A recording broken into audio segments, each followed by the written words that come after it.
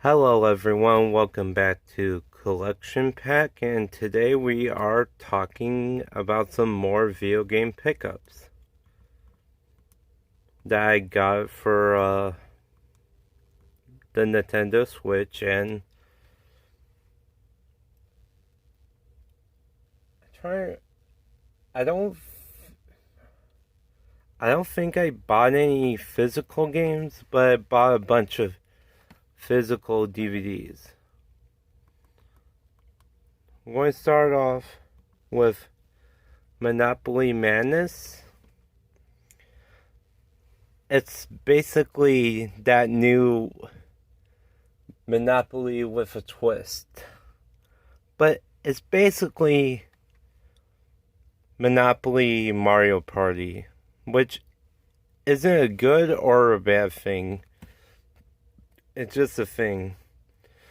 I might play it again later to get into it, but for now, not really. Next, we got Force Unleash. The Force Unleash, I mean. And this is a great game. Wherever you have it on, let's see if I could find it here. Oh, the Wii, Switch, PS3, or 360, or any other consoles that it's on, definitely is a great game. I recommend buying it if you're able to.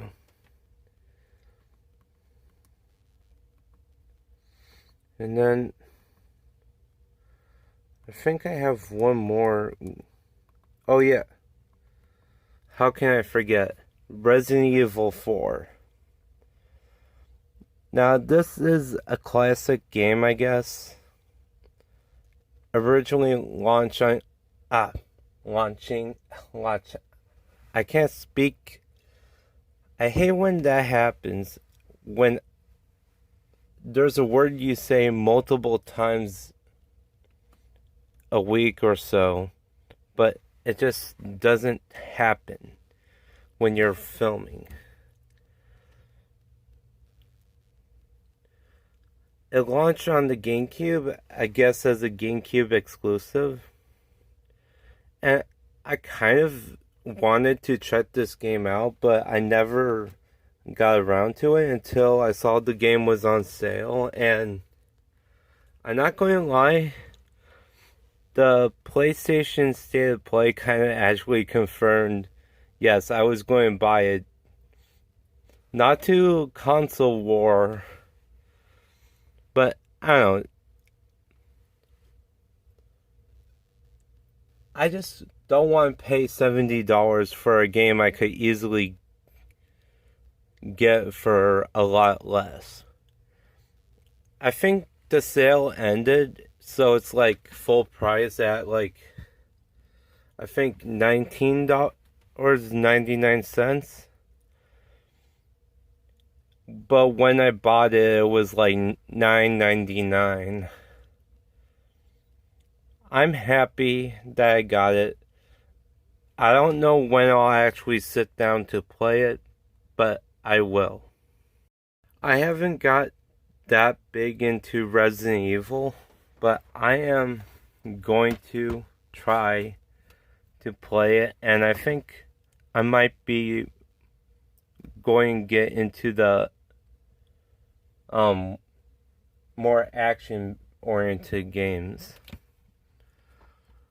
Next, we got the first 2 seasons of SpongeBob SquarePants, which I am thankful my dad actually bought this for me, because I know he hates this show so much, mainly because the characters are annoying. I will give my dad that.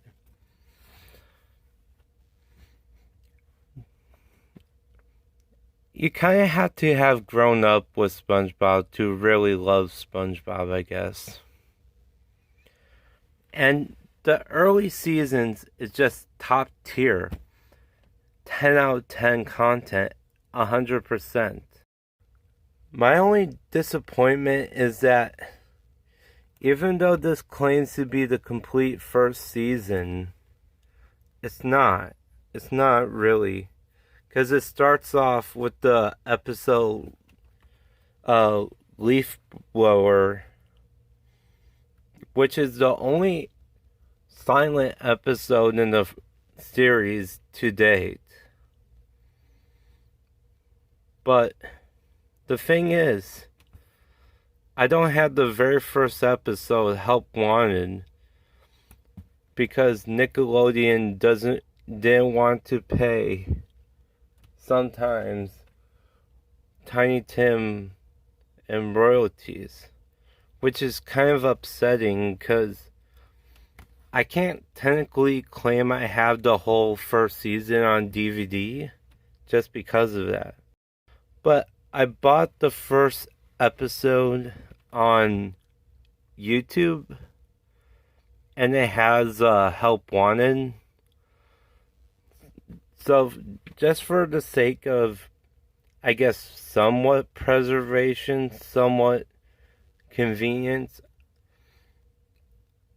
I'm happy that I at least have some way to watch Help Wanted whenever I want.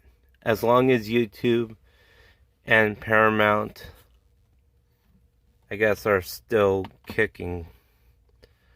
Now, I can't think of anything missing from this episode, and this second season.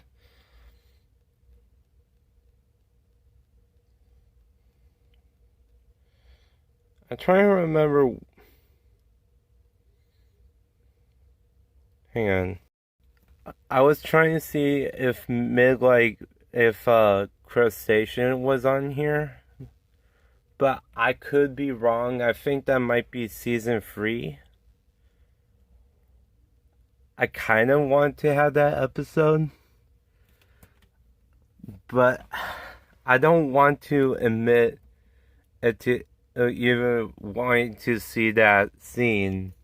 I guess you're going to miss the panty raid. I said, I guess you're going to miss the panty raid. I mean, I'm sorry. It seems I come off like I really love this episode, but I don't know. I really don't. Especially for how messed up the scene is. I mean, the whole concept of breaking into women's houses and just